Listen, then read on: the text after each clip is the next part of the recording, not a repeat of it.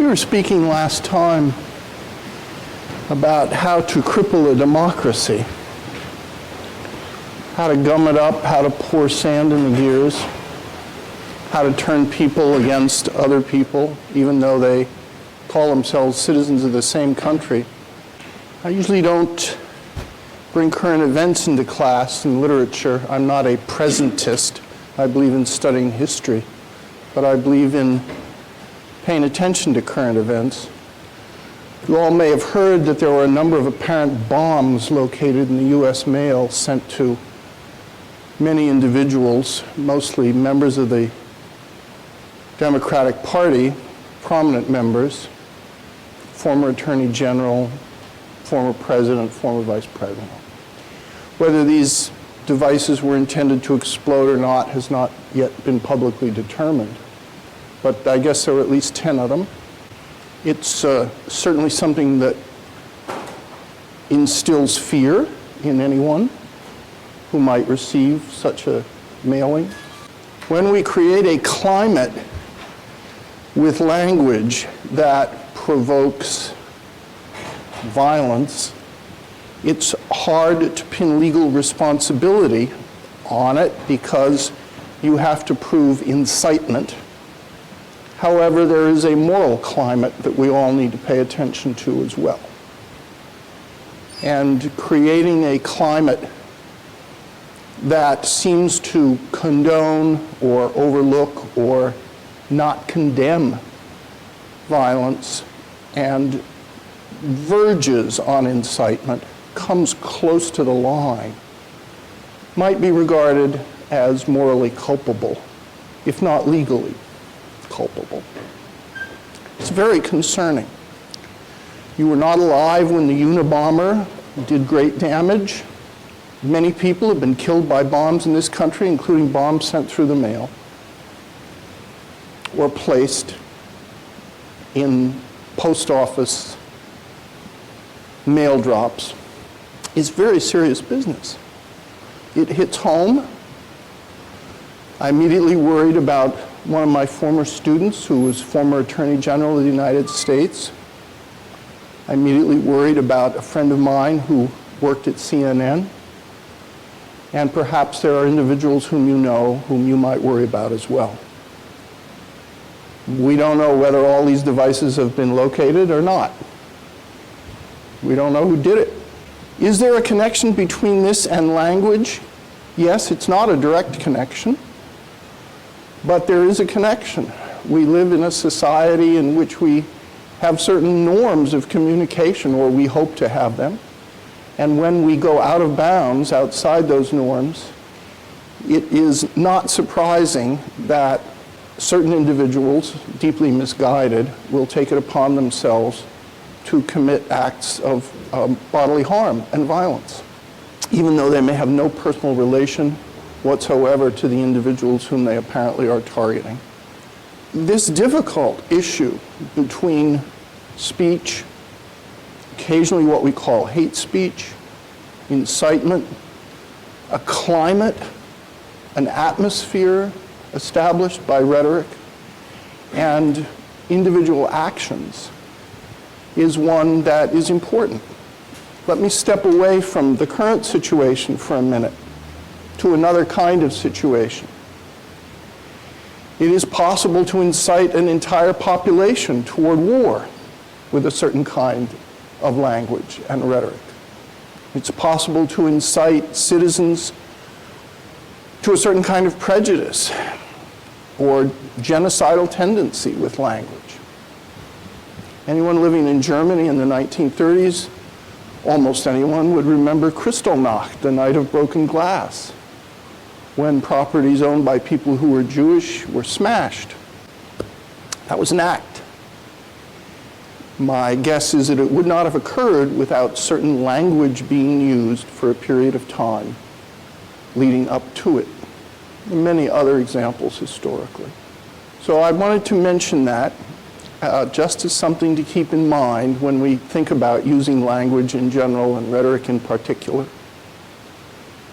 It's very serious. I don't know what could be more serious. And the shame is that sometimes it can yet further divide people. They get angrier. And they want to go after whom they think are the enemies. In other words, sometimes these things don't bring people together because they're all horrified by them. They just drive people farther apart. In this case, I think it would be a shame if that happened. Are there any thoughts about this at all? I don't know whether you've been following the news or not, or things people wanted to say about it, reflections. If you do, just, raise your hand anytime during the hour. It's a very sobering turn of events. Very sobering. We've had letters in this country before mailed with possibility of anthrax in it. I know Matt Mazelson, who is a biochemist here, he did a lot of work on anthrax as a poison and was instrumental in establishing the international treaty to prevent chemical and biological warfare. Matt Mazelson here was instrumental in doing that. Anthrax is pretty deadly stuff. So these instruments of divisiveness and hate are usually not occurring in a vacuum. They usually occur in an atmosphere in which things have been stoked, fires have been heated up. Katie? I just wanted to say in relationship to language being very powerful, it's also incredibly important to pay attention to what's going on in our own country. In China, BBC yesterday released an article talking about internment camps of possibly up to 1 million people of Muslim descent. Yeah, injustice doesn't know borders, and it's always a mixed issue, too. The truth is very elusive sometimes. Let me give you an example. We weren't quite right about the ERA last time. I wasn't sure we were quite right, so I went and I did a little checking. So we're going to give ourselves a little civics lesson here for a second, or at least I'm going to try to on reflection. So we said it took 2/3 of the states to pass a constitutional amendment, but that's not accurate. It's a more complicated issue than that. It's in Article 5 of the Constitution. Some people carry it around in their pocket. I don't. We could have looked it up. We didn't. It takes 2/3 of the Senate and 2/3 of the House of Representatives to approve a constitutional amendment, which is then sent to the states for individual ratification, and then it takes 3/4 of the states to ratify an individual amendment. So it's a more complicated process, and 3/4 is higher than 2/3. So what's 3/4 of 50? 50 is not divisible by 4. 38, yeah. They demand 38 because it's more than 37. So you have to have 38 states. So if you go to a website called equalrightsamendment.org, you will see that to date, guess how many states have ratified the Equal Rights Amendment? 37. 2 quite recently, but there was a deadline put on the ratification, of course. And the deadline was somewhere in the 1980s. So what does it matter that 37 states have ratified it? There's an argument that since the deadline was put in the preamble of the amendment, that it's not valid. And then there's another argument that nowhere in the Constitution does it say that you can put a deadline on the ratification of amendments. So there are people who argue that it could still be ratified today. That's correct. There are people who argue that if just one more state ratifies it now, it will become an amendment. I think the most recent states to ratify it were Illinois and Nevada. And then there's still 13 states that haven't ratified it. I don't know what will happen. I don't know how to judge the legality of this argument. If another state ratifies, maybe it will go to the courts. It's entirely possible. Maybe the Equal Rights Amendment will be finally passed. I don't know. Maybe it won't be. Maybe it'll end up in the Supreme Court, like a lot of cases of that kind. But I just wanted to let you know it's not really a dead issue. at least not certainly to some people. It also points out something else which is important, that whether it's from the Constitution or some other set of bylaws that people live by, it is possible for a concerted minority to stop something. And the reason for that is you don't want to have always the tyranny of the majority. And if you're going to do something as important as a constitutional amendment, you don't want to say it's 50.01%. At least I would hope not. Except, anyone here from California? Can you change the Constitution in California by a ballot question? You're not sure? I think you can. Can't? Is anyone here? No? Well, check for us. My brother lives in California, and he says, Jim, it's a crazy state. I love it. He said, but it's crazy. He said, you can put a question on the ballot that essentially changes the Constitution by 50.01%, but in order to pass a budget in Sacramento for the state, you need 2/3 majority of the legislature. I'm not sure about the accuracy of that. That's something else to check. But not true of the U.S. Constitution to amend it. So I did want to make that correction. I also wanted to say it's possible for a very small concerted group of people to get something done that would appear that you could not get done, ever. Almost all the movements we've been talking about in this class started out with a small group of determined people. And they eventually succeeded, or let us say they succeeded in part. They started out with a faction, to use Madison's term, that felt it needed to do something that was a reform, and in many cases they succeeded. Even though they were a small group of individuals to begin with, a minority group of the population, and yet they were able to succeed. Now, not quickly. Sometimes it took many decades, as we've seen, but they succeeded. I talked a little bit last time about the rule of sincerity. And I wanted to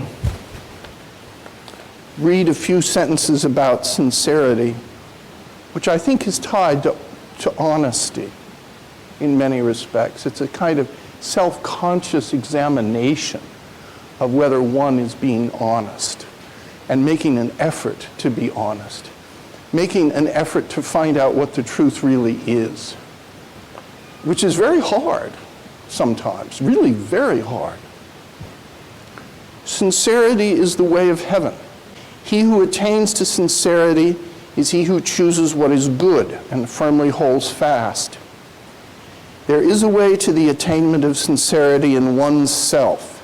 If you do not understand what is good or try to, you will not attain sincerity.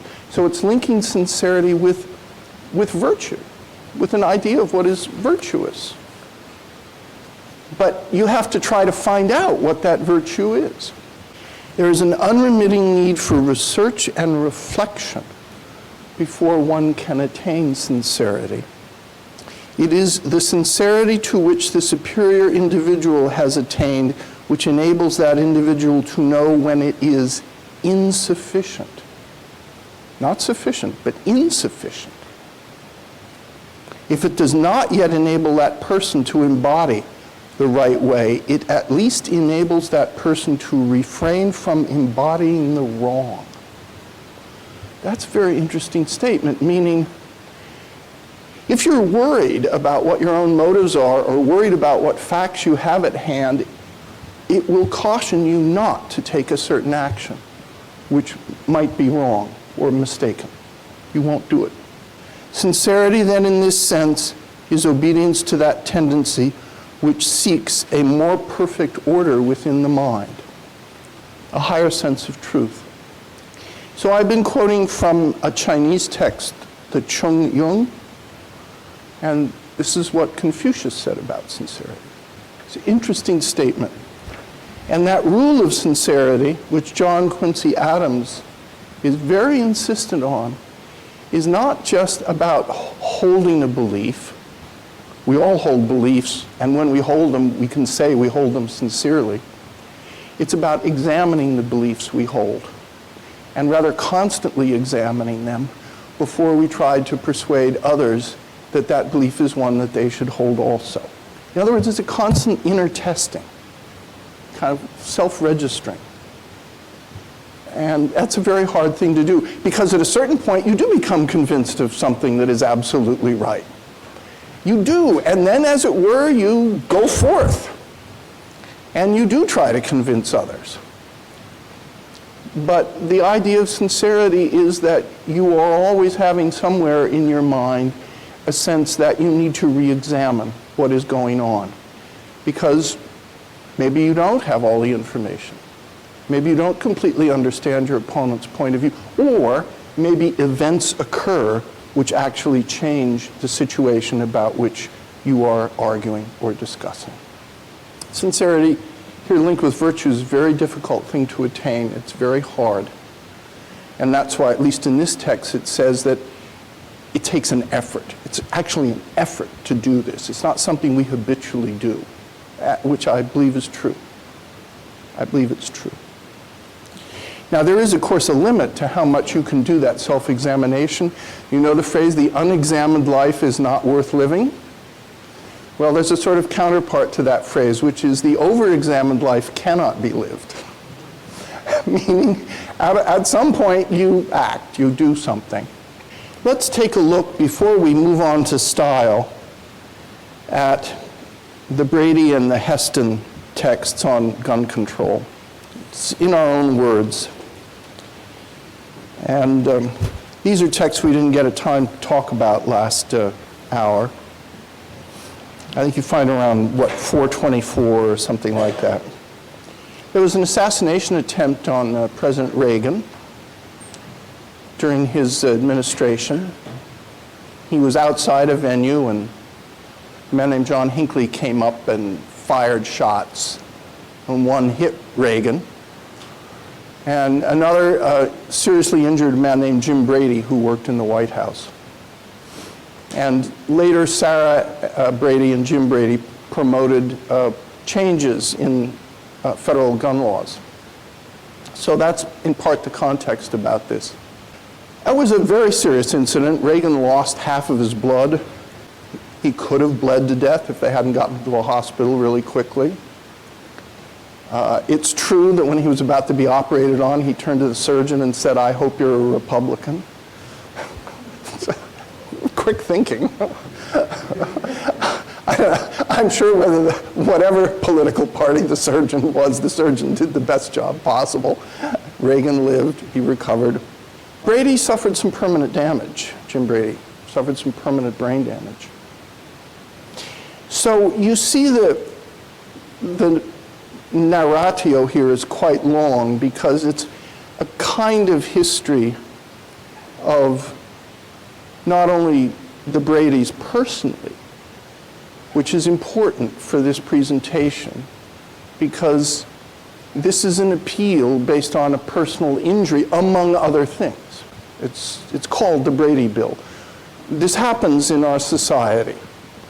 In other words, there becomes, and I don't use this in a negative sense, but there becomes a kind of poster person for a particular cause. What do we call those road signs that flash if a child has been abducted? Yeah, and why do we call them that, Brady? Yes, I think her name was Amber, yes. Yeah, and so this is something that the Brady Bill was connected with their family history. So she goes into that, and then she says, Jim and I decided we should do something about it. But the gun lobby defeated the Brady Bill. Now, eventually the Brady Bill was passed, and it was passed when President Clinton was in office, and there has to be a waiting period when you buy a gun. Though it's a complicated situation, because under what circumstance does there not need to be a waiting period when you buy a gun? When you buy it legally, under what circumstance do you not have a waiting period?